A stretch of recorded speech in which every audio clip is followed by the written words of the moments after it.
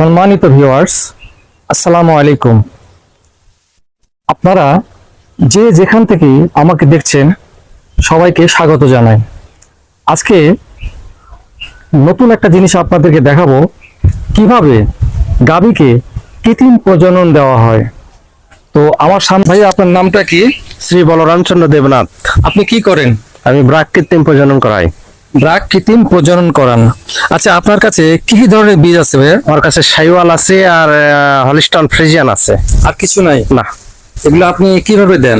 এটা আমরা এই কৃত্রিম প্রজনন মাঠ পর্যায়ে কাজ করি। আচ্ছা আচ্ছা। আর খামারিরা যখন আমাদের কল করে যে গরু হিটে আছে, তখন আমরা সময় জেনে নিয়ে সে সময় বুঝে আমরা কাজে যাই, যা দেখি সঠিক হিটে আছে কিনা, সঠিক মিউকাস কাটছে কিনা, সঠিক যদি হয়ে থাকে তখন আমরা প্রজনন করাই। আচ্ছা, ঠিক আছে, থ্যাংক ইউ দাদা। তো আপনি কিভাবে করেন এই প্রক্রিয়াটা আমরা একটু দর্শককে দেখাই।